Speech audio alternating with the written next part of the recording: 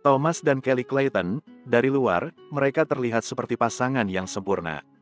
Tinggal di rumah bagus yang terletak di New York bersama putra dan putri mereka, dengan karir dan finansial yang berkecukupan. Namun, benarkah rumah tangga mereka bahagia dan sempurna?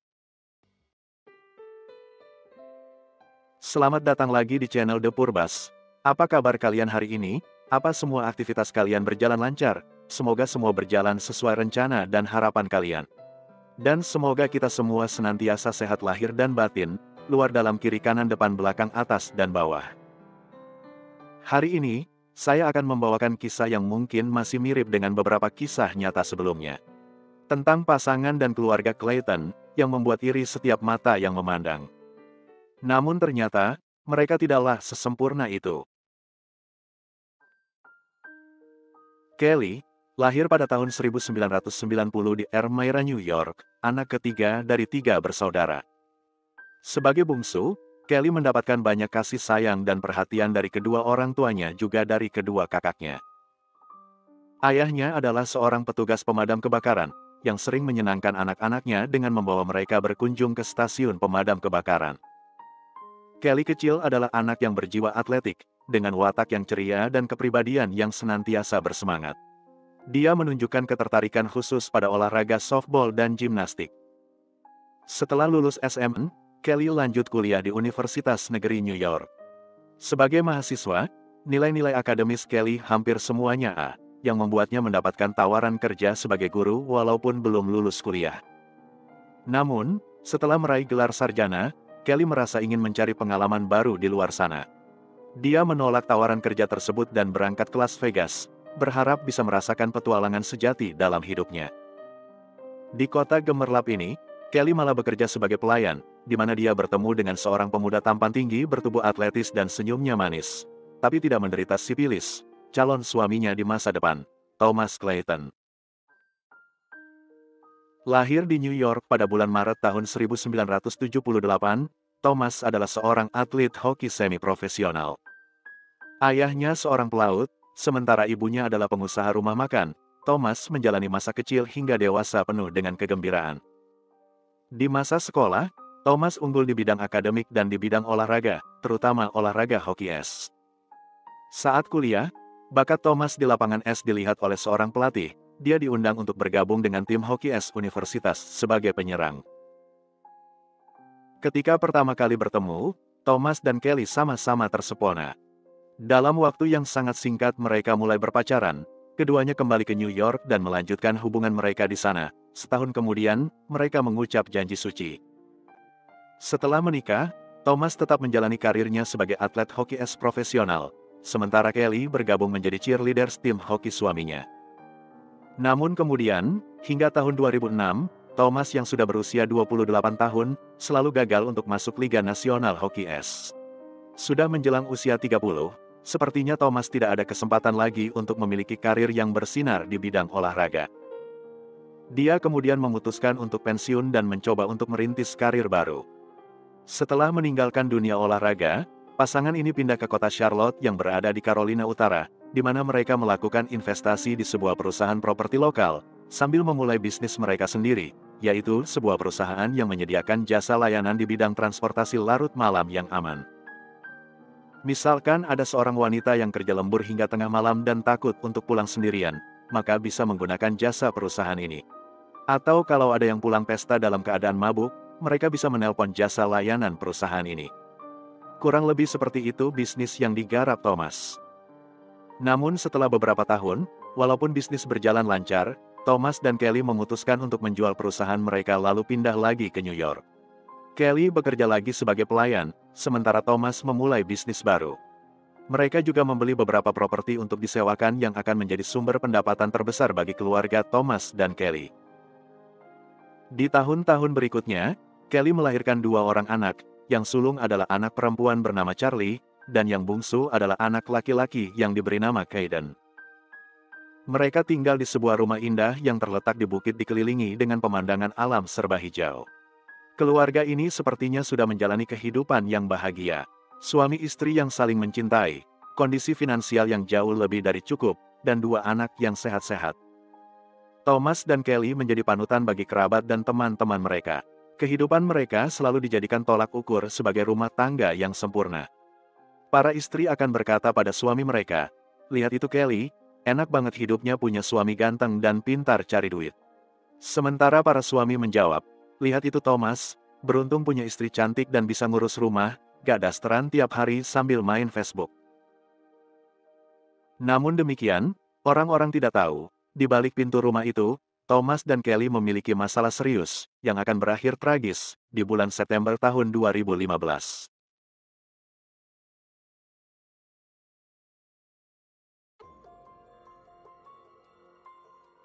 Suatu malam di tanggal 28 September tahun 2015, sekitar jam setengah 8 malam, Thomas memberi ciuman selamat tidur untuk kedua anaknya, kemudian pamit pada istrinya untuk pergi main poker di rumah seorang teman yang bernama Miller. Sekitar tengah malam, ketika Kelly dan dua anaknya sedang tertidur pulas, seorang penyusup dengan palu besar di tangannya, tiba-tiba sudah berada di dalam kamar tidur Kelly.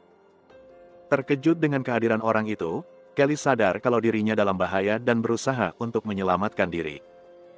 Kelly berhasil keluar dari kamar itu dan berlari menuju dapur, namun celakanya, Kelly tersandung dan jatuh di lorong depan kamar, sementara si penyusup tadi sudah mendekatinya. Kelly merangkak menuju dapur, namun si penyusup itu berhasil menarik kakinya. Tidak membuang waktu, dia segera menyerang Kelly bertubi-tubi, hingga akhirnya Kelly tidak bergerak lagi. Thomas pulang sekitar setengah jam kemudian, mendapati istrinya terkapar babak belur berlumuran darah. Thomas panik dan segera menelpon 911, melaporkan pada operator bahwa ada penyusup masuk ke rumahnya dan menyerang Kelly istrinya. Ajaibnya, dua anak Thomas selamat dan tidak sedikit pun terluka dalam insiden tersebut. Menanggapi panggilan darurat itu, polisi segera muncul di rumah keluarga Clayton. Dua anak Thomas langsung diungsikan ke rumah tetangga untuk keamanan mereka, sementara Kelly ditemukan dengan kondisi yang sudah tidak bernyawa dan dinyatakan meninggal akibat trauma benda tumpul di bagian kepala. Sifat brutal dari insiden ini mengguncang komunitas kelas atas di mana Thomas dan Kelly tinggal. Hasil olah TKP menunjukkan bahwa serangan itu dimulai dari tempat tidur, dilanjutkan di tangga, ruang tengah, dan berakhir di dapur, di mana dia dipukuli hingga mati. Setelah mendengar kabar menyedihkan itu, keluarga Kelly langsung datang ke TKP. Mereka benar-benar tidak menyangka kalau si bungsu itu akan berakhir seperti ini hidupnya. Charlie dan Caden selanjutnya nanti dibawa oleh saudara perempuan Kelly. Kembali ke investigasi polisi, detektif memperhatikan bahwa tidak ada tanda-tanda penerobosan dengan paksa di rumah itu. Siapapun penyusup tersebut, pasti mempunyai kunci atau setidaknya mengenal keluarga Clayton. Selain itu, tidak ada satupun barang yang hilang, mengindikasikan bahwa ini sama sekali bukanlah aksi perampokan. Detektif kemudian menanyai Charlie putri sulung Kelly dan Thomas yang berusia 7 tahun, masih berada di rumah tetangga bersama adiknya, Caden yang berusia 3 tahun. Charlie berkata bahwa seseorang sudah menyakiti ibunya. Dia sempat melihat ibunya terbaring tak bergerak di lantai, dan mengerti bahwa ibunya sudah meninggal. Ketika ditanya apakah dia melihat penyerang ibunya, Charlie berkata bahwa orang itu adalah pria, dengan tubuh sebesar ayahnya. Keterangan dari Charlie ini langsung memunculkan kecurigaan terhadap Thomas Clayton. Mempertimbangkan trauma psikis yang dialami Charlie, polisi membawanya ke pusat konseling psikologis khusus anak-anak, di mana Charlie melanjutkan ceritanya tentang yang dia lihat di malam itu. Lebih detail, Charlie menggambarkan sosok penyusup yang dia lihat, kejadian kejar-kejaran dari lorong depan kamar hingga ke dapur. Charlie terbangun malam itu karena mendengar teriakan ibunya, yang juga berteriak kepada Charlie supaya lari juga menyelamatkan diri. Namun si penyerang tidak tertarik dengan Charlie, dia terus mengejar Kelly sampai ke dapur dan mengakhiri hidup wanita itu. Charlie melihat semua kejadian itu detik demi detik. Barulah setelah tidak terdengar suara lagi, Charlie memberanikan diri untuk memeriksa ibunya di dapur. Charlie mengguncang-guncang tubuh ibunya supaya bangun, tapi Kelly sudah tidak bergerak lagi. Charlie berkata bahwa penyerang itu memakai celana jeans dan kemeja lengan pendek, juga menutupi wajahnya dengan salah satu topeng yang Charlie tahu bahwa itu milik ayahnya. Walaupun berkali-kali Charlie menggambarkan penyusup itu seperti ayahnya, tapi dia bersikeras kalau orang itu bukanlah ayahnya. Charlie berkata, ibu sudah tidak ada, siapa lagi yang akan merawat dia dan adiknya kalau bukan ayah? Di usianya yang baru 7 tahun, Charlie bersikap sangat tenang dan tabah. Dia berusaha mengingat semua yang dia lihat dan menceritakan semuanya dengan jelas. Padahal dari dalam, pastilah Charlie terguncang. Di akhir wawancara, Charlie bertanya pada petugas, di mana ibunya sekarang dan kapan dia bisa melihat ibunya. Berdasarkan informasi yang diberikan Charlie, detektif mulai curiga dengan Thomas, walaupun dia punya alibi kuat mengenai keberadaannya di malam itu. Thomas mengklaim bahwa dia dan beberapa teman lainnya sedang main poker di rumah Miller sepanjang malam itu. Semua yang ada di sana juga mengkonfirmasi bahwa Thomas memang berada di sana, dan tidak kemana-mana selama waktu yang diperkirakan insiden di rumah Clayton sedang terjadi. Sampai kemudian Thomas pulang dan menemukan istrinya sudah meninggal. Meskipun Thomas Clayton mungkin bukanlah penyusup yang menyerang Kelly, tapi polisi yakin Thomas terlibat dalam insiden tersebut. Detektif mendalami kasus ini dengan menggali info tentang sisi lain dalam hidup Thomas. Investigasi ini kemudian mengungkap beberapa fakta yang menghancurkan potret keluarga bahagia Thomas dan Kelly Clayton yang dilihat orang-orang.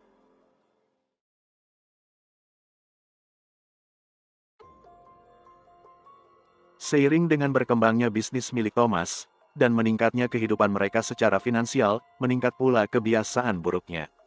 Kalau kalian ingat di awal cerita, Thomas dan Kelly bertemu di Las Vegas.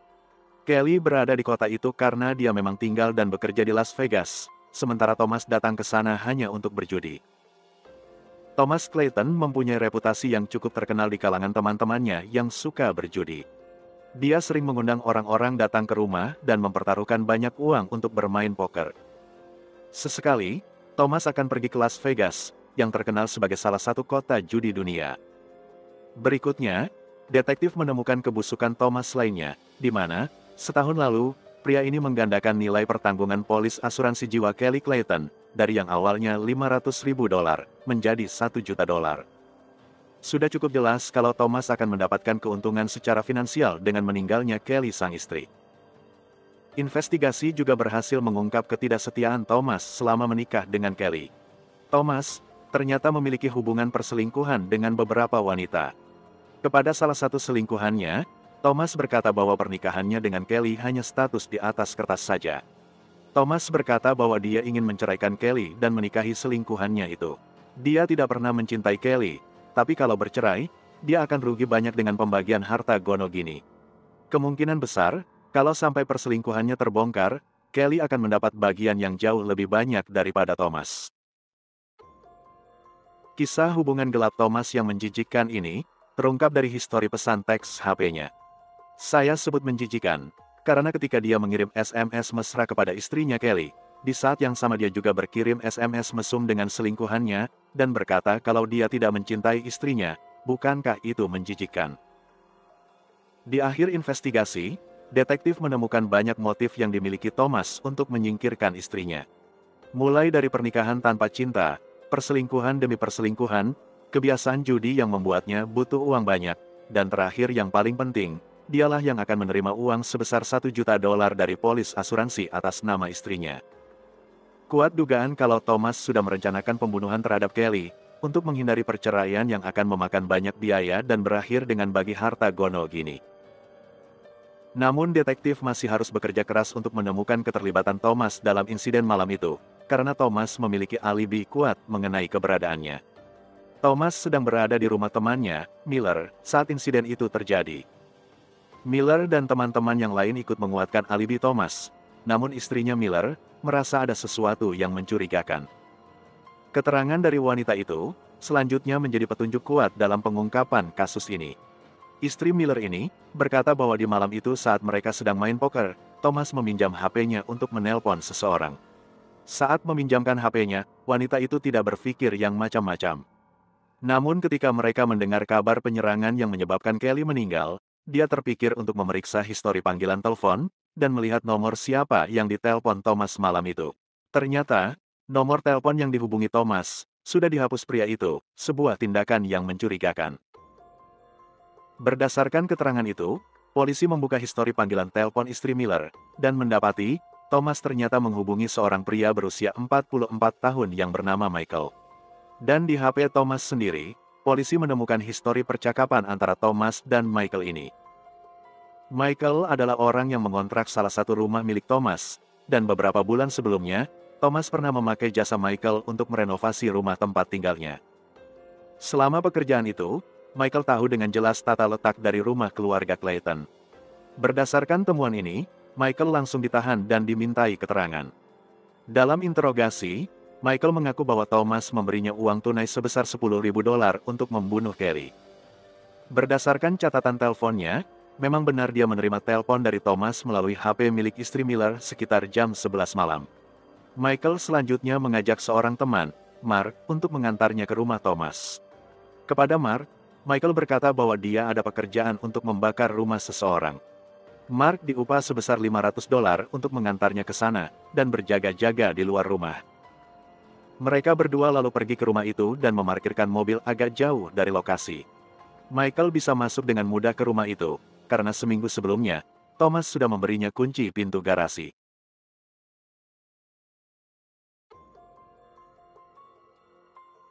Setelah masuk, Michael mendapati seisi rumah dalam kondisi gelap dan sunyi. Karena dia sudah familiar dengan tata letak rumah itu, Michael langsung menuju ke kamar tidur utama, di mana dia menemukan Kelly sedang tidur. Kelly terbangun dengan kehadiran Michael hingga terjadi kejar-kejaran di antara mereka berdua, yang berakhir di dapur, di mana Michael menghabisi Kelly Clayton. Selanjutnya, Michael berencana untuk membakar rumah itu, sesuai instruksi Thomas untuk mendapatkan pembayaran asuransi jiwa sekaligus asuransi kebakaran.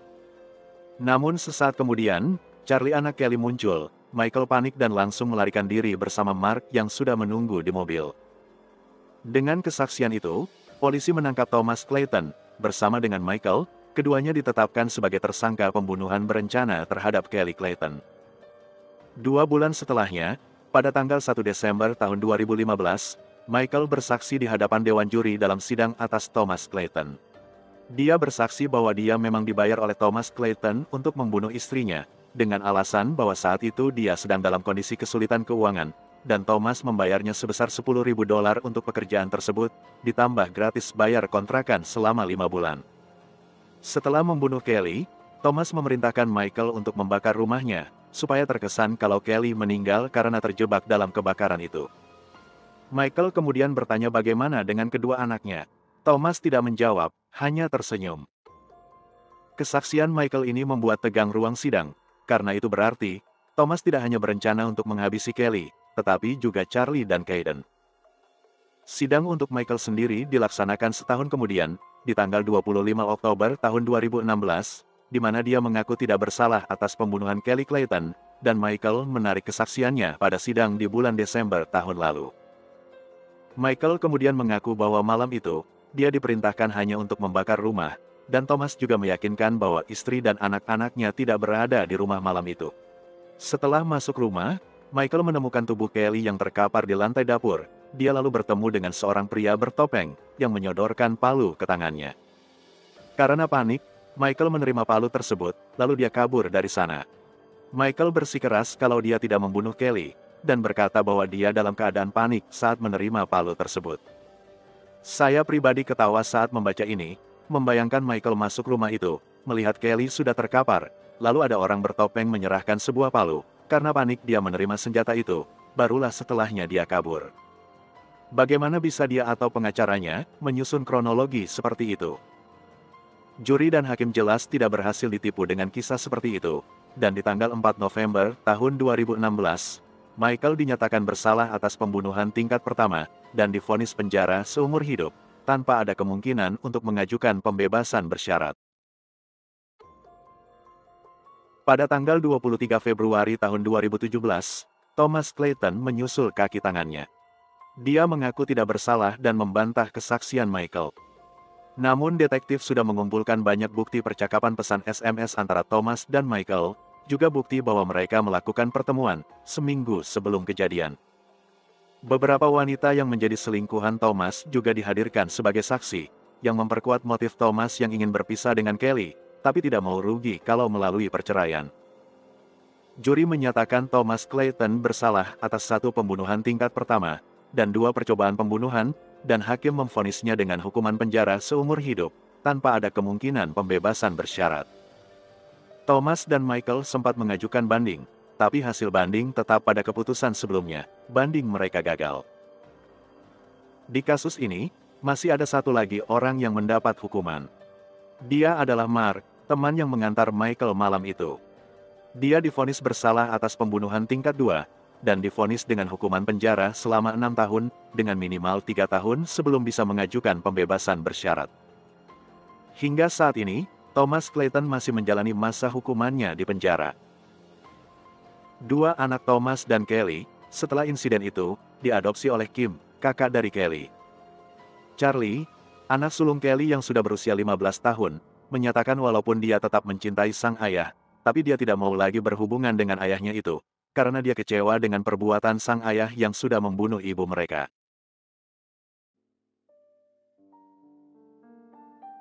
Terima kasih sudah menonton video ini hingga selesai, dan pastikan kalian subscribe channel The Purbas, karena ada kisah-kisah baru yang akan saya bagikan setiap hari Senin sampai Sabtu. Jaga kesehatan selalu, dan sampai jumpa lagi di kisah nyata kasus kriminal berikutnya, dari channel The Purbas.